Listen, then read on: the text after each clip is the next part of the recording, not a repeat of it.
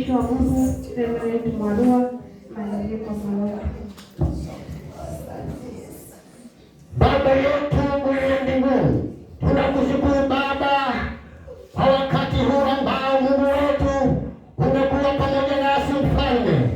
Kama tumekusanyika mahali hapa kwa ajili ya kukuabudu na kufanya ibada ya maana mbele zako, Mfalme mwenye enzi zote, bariki kila mmoja wetu aliyo katika ndani ya ibada hii, kaonekane ndani ya mioyo yao.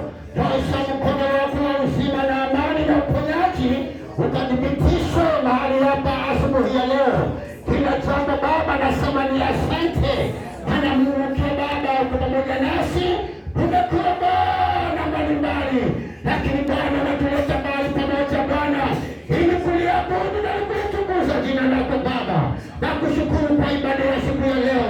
Zaidi na kabidhi vipindi vinavyoendelea mikononi mwako Bwana, vile vilivyobaki endelea kuviongoza sawasawa Baba na mapenzi yako. Wewe Mungu wetu na sababu na kusudi ya kutukusana na kutupatia ibada njema asubuhi ya leo, na kushukuru nasema ni asante, maana umesikia na umefanya. Kwa jina la Yesu Kristo ninaomba na nikiamini.